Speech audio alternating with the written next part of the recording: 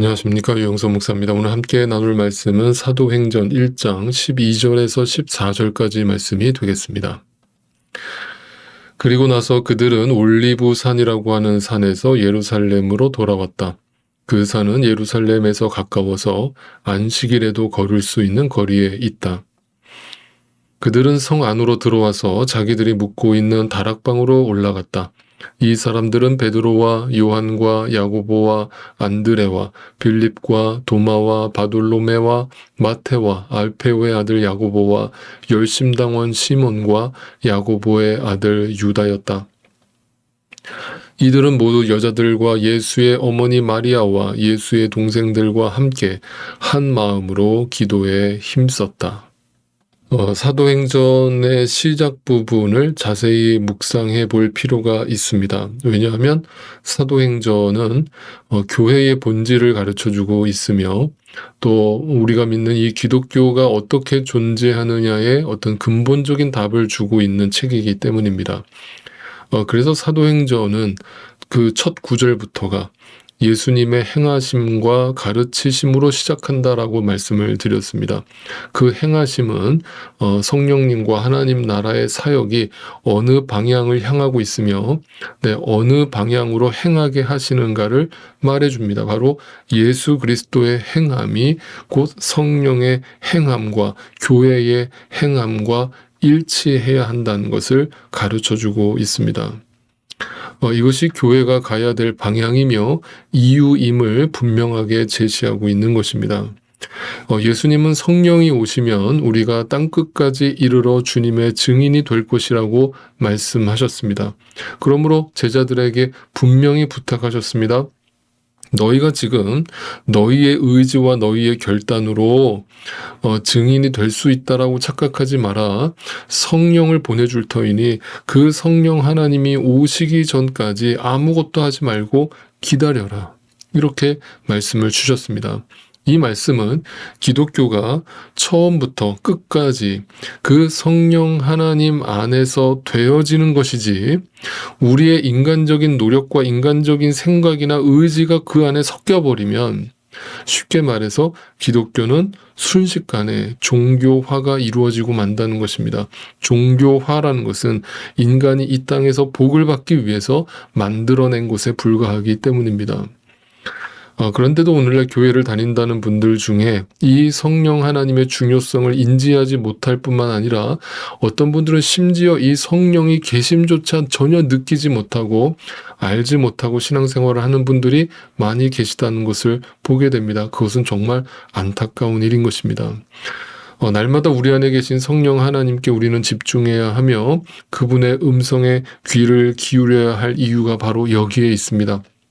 우리 모든 믿는 자들의 믿음의 원동력과 그 모든 목적은 의지는 그 성령 하나님으로부터 나오기 때문입니다.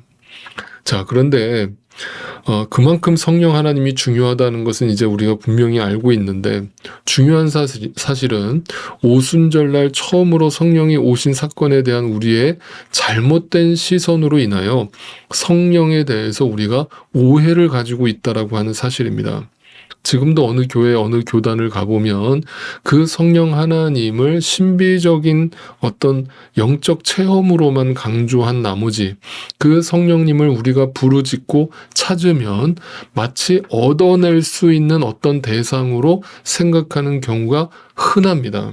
이거는 정확하게 말하면 샤머니즘적인 무속신앙에서 전래된 것인데 우리가 흔히 찾아보듯이 무당들이 어떤 귀신의 영을 받아들여서 어떤 초월적인 힘은 초월적인 능력을 행할 수 있다라고 말하는 원리와 똑같습니다. 그것은 전혀 기독교가 아니며 전혀 성경에서 가르치고 있지 않음에도 불구하고 오늘날 성령 하나님을 그런 식으로 이해하고 있는 교회와 교단들이 있다라는 사실입니다. 그래서 흔히 이렇게 말하는 것을 들어보셨을 것입니다. 성령을 받아야 합니다. 성령을 받기 위해서 힘써야 합니다. 라는 말을 쉽게 들어보셨을 것입니다. 이것이 바로 성경에 대한 왜곡이며 아주 위험한 착각인 것이죠. 여러분, 성령님의 오심은 예수님의 초림 사건과 같은 것으로 이해하셔야 이러한 오해가 안 생깁니다. 여러분, 예수님이 이 땅에 처음으로 오실 때에 그 예수님의 이 땅에 오심은, 그리고 그분의 사역은 우리 인간의 어떤 노력이나 의지나 우리의 갈망에 의해서 얻어낸 결과가 아니었습니다. 우리는 그것을 위해서 의지를 갖고 있지도 않았고, 그 의지라고 하는 것이 마치 당시 유대인들이 예수 그리스도 메시아를 정치적 메시아로 기대한 것처럼 딱 그 수준에서만 우리는 메시아를 갈망했습니다. 그러니까 우리는 우리 영혼의 구원자로서의 메시아를 기대한 적이 없으며 부르짖은 적이 없으며 그런 의지와 소망을 가진 적이 없습니다. 그럼에도 불구하고 하나님의 때에 예수 그리스도께서 이 땅에 가장 낮고 낮은 모습으로 오셨습니다. 여러분, 성령님의 오심이 그와 동일합니다. 우리의 인간적 노력이나 갈망에 의해서 오시는 분이 아니라 하나님의 시간 속에서 우리에게 오시는 것입니다. 그런데 왜 우리가 오늘날 이 성령에 대해서 오해를 갖게 되었는가? 마치 우리가 그 성령님을 강하게 부르짖으면 그 성령님이 우리에게 오시고, 그렇지 않으면 오시지 않는 어떤 우리가 불러내는 영의 대상으로 오해를 하게 되었는가? 오늘 본문 14절을 다시 한 번만 읽어보시죠. 이들은 모두 여자들과 예수의 어머니 마리아와 예수의 동생들과 함께 한 마음으로 기도에 힘썼다. 바로 이 부분, 기도에 힘썼다라고 하는 이 부분 때문에 우리가 오해를 갖게 된 겁니다. 많은 사람들이 성령을 받기 위해서 기도에 힘써야 된다라고 생각하게 된 배경이 바로 이 구절 때문입니다. 그리고 저와 같은 목회자들이 그렇게 가르쳐 왔습니다. 그런데 이것이야말로 기도라고 하는 주제를 성경 전체적인 관점에서 보지 않고 어떤 특정 구절만을 근거로 문자 그대로 해석했기 때문에 나오는 오해입니다. 여러분, 다시 말씀드립니다. 제가 수도 없이 여러분께 설교했습니다. 성경에서 말하는 참된 기도의 의미가 무엇입니까? 자꾸 기도를 내가 원하는 소원을 성취시키는 어떤 통로로서 이해하는 사람들이 많이 있다고 그랬습니다. 여러분, 그렇게 기도를 이해하면 다른 종교들이 하는, 안 믿는 사람들도 소원을 갖고 있기 때문에 그 수준에 머물러 있는 것입니다. 그러나 성경은 그런 기도를 가르친 적이 없습니다. 그래서 배우지 않은 기도는 가짜인 것입니다. 성경을 통해 기도가 뭔지 알지 못하면 우리는 무속적인 샤머니즘적인 기도를 할 수밖에 없는 것입니다. 여러분, 그거는 기독교가 아닌 것입니다. 그것이 바뀌지 않으면 자꾸 기도를 힘쓰라 그러고 같이 모여서 합력해서 기도를 하면 우리의 의지를 통해서 하나님의 계획과 하나님의 방법을 수정할 수 있으며 또 그것을 얻어낼 수 있다라고 우리가 착각하게 되는 것입니다. 그래서 흔히 성령님은 기도하는 사람에게만 임하신다, 기도하는 사람에게만 오신다라는 말도 안 되는 정의로 둔갑해 버리는 것입니다. 만약 그렇다면 그들의 말이 맞다면 결국 성령 하나님은 하나님이 정하신 하나님의 사람에게 임하시는 것이 아니라 인간의 행동에 의해서, 인간의 의지에 의해서 성령이 오시게 되는 그런 대상이 되는 상태로 결정되고 마는 것이죠. 이것은 성경 전체적인 맥락에서 철저하게 하나님의 뜻을 왜곡하는 것이 되어버리는 것입니다. 여러분, 구원에 있어서 인간의 노력이라고 하는 것은 1%도 첨가되지 않는다는 것을 분명히 말씀드렸습니다. 성령의 오심도 마찬가지입니다. 믿는 자들에게, 은혜로 구원받은 자들에게 거저 오시는, 하나님의 은혜로 일방적으로 오시는 분이 성령 하나님이십니다. 그리고 그 성령 하나님은 우리 안에 내주하시면서 우리를 주님의 성전으로 삼고 우리 안에서 날마다 성전 청결 사건을 일으키면서 우리의 이 땅의 욕망을 죽이게 하시고 하나님 나라를 소망하게 하시며 하늘로부터 주어지는 평강과 기쁨을 누리게 하시며 이제는 하나님 자녀, 죄의 종, 죄의 자녀가 아니라 사탄의 자녀가 아니라 하나님의 자녀가 되었다라는 아이덴티티, 그 정체성을 우리한테 날마다 심어주시는 분이십니다. 이것이 어떻게 나의 의지와 나의 노력으로 얻어낼 수 있는 결과입니까? 자꾸 이렇게 우리가 오해를 하는 이유는 그 성령 하나님을 신비적인 방법으로 이해하기 때문이고, 그 신비적이라고 하는 것은 우리 감정의 충만, 우리 감정의 자극을 주기 때문입니다. 여러분, 감정이라는 것은 물론 하나님이 만들어주신 것이지만 그 감정을 통해서 성령 하나님이 역사하신다면, 그 감정이 뜨거워지면 성령이 역사하시는 것이고, 그 감정이 냉랭해지면 하나님이 역사하지 않는 것이 되어버리고 맙니다. 여러분, 그것은 영적인 것이 아닙니다. 진짜 영적인 것은 나의 의지와 나의 지식과 나의 감정과 나의 모든 몸을, 나의 모든 인격을 통제하시고 다스리시는 것을 의미합니다.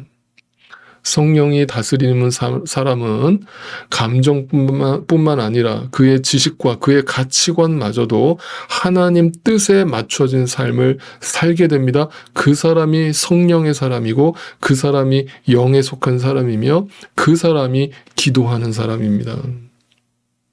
그러니까 기도하는 사람이, 성령을 체험했다고 하는 사람이 여전히 나 중심적인 사고를 할 수 없는 것이며, 내 안에 있는 어떤 욕망과 내 소유욕을 그 하나님이라고 하는 대상을 통해서 얻어내려는 그런 자세로 기도를 할 수 없겠죠. 그런데 어떻게 기도한다는 권사님들이, 기도한다는 목사님들이 어떤 세속적인 그런 가치관과 어떤 자기중심적인 가치관으로 신앙생활을 할 수 있는가? 교회 안에서 그렇게 보여질 수 있는가? 제가 분명히 말씀드립니다. 여러분, 이거는 분명히 말씀드립니다. 그건 성령을 경험한 사람이 아닙니다. 기도한 사람이 아닙니다. 정확하게 말하면 예수를 모르는 사람입니다. 그냥 종교적인 행위를 한 사람이죠. 이 말이 충격적으로 들리신다면 여러분, 이 말씀을 듣고 깨우쳐야 합니다. 그리고 여러분의 기도 생활이 달라져야 하며 성경을 바라보는 여러분의 시선이 달라져야 합니다.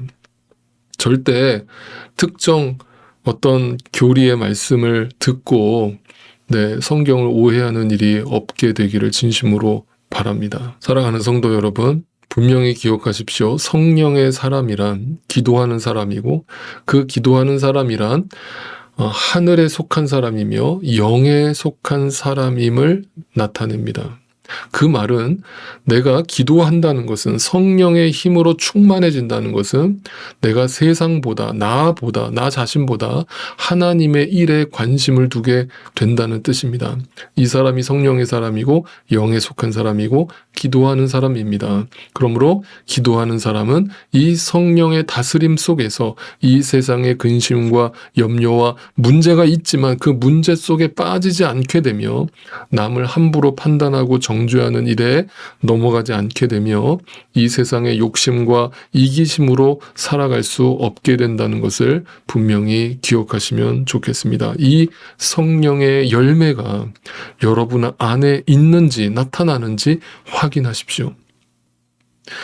여전히 육체의 열매를 맺고 계시면서 입으로만 영적인 사람인 양 기도를 하고 계시다면 오늘 이 말씀을 통해서 회개하십시오. 그것은 성령의 역사가 아닙니다.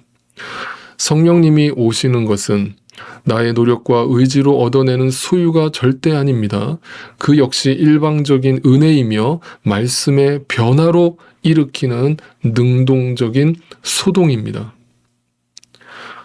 내 마음의 성전에 그 세속적인 육체적인 소욕을 날마다 갈아엎으시는 그 소동이 내 마음 성전에서 일어나면 그것이 육체의 소욕을 거스르고 영에 속한 사람으로 살아가게 되는 것입니다. 이 성령님의 역사를 우리가 날마다 경험하면서 하늘에 속한 사람으로, 영에 속한 사람으로, 예수의 사람으로, 예수의 제자로, 예수의 증인으로 주 앞에 발견되어지기를 간절히 소망합니다.